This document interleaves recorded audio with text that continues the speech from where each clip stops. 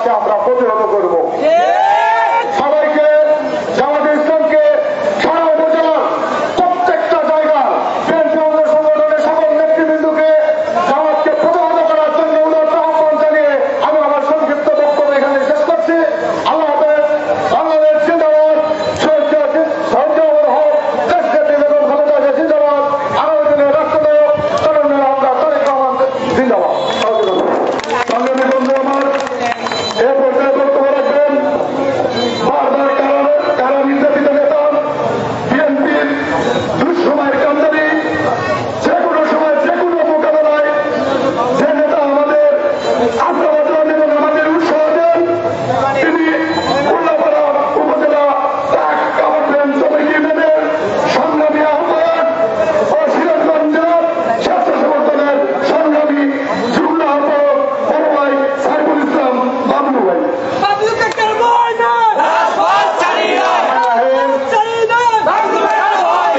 স্বেচ্ছাসেবক দল, যুবদল, জাতীয় জামাত ছাত্রদল আয়োজিত আজকের এই প্রতিবাদ সভার ছোট ভাই সভাপতি মঞ্চস্থ উল্লাপাড়া উপজেলা বিএনপি স্বেচ্ছাসেবক দল, যুবদল, ছাত্রদল, মৎস্যজীবীদল, সকল সংগঠনের নেতৃবৃন্দ এবং উল্লাপাড়া শহীদ রাষ্ট্রপতি জিয়াউর রহমানের তারেক রহমান খালেদা জিয়ার সৈনিকেরা আমার সংগ্রামী সালাম গ্রহণ করুন। আসসালামু আলাইকুম।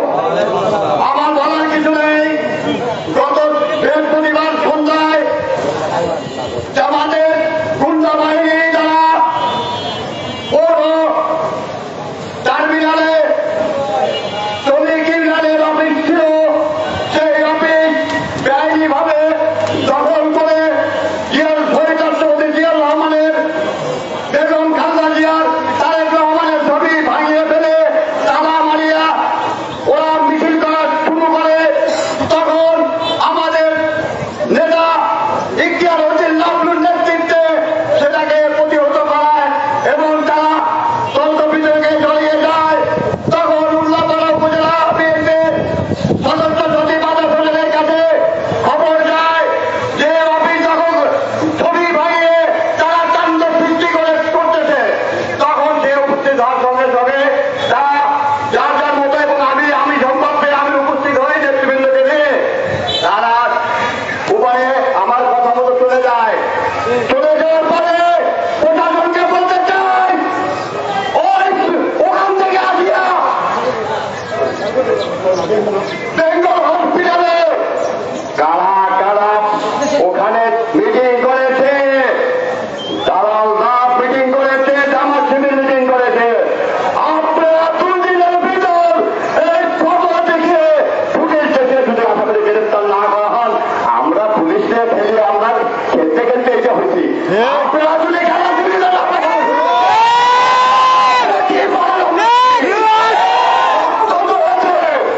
আপনারা এখনো পর্যন্ত পুলিশ তুলে গ্রেফতার করুন।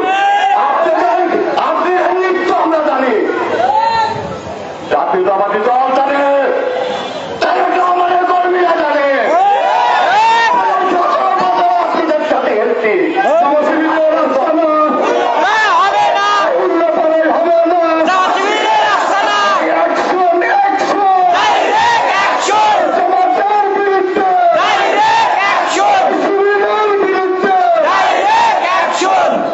তাই আপনি প্রশাসন বাহিনীকে বলতে চাই, আপনাদের সামনে আপনাদেরও লজ্জা থাকা উচিত।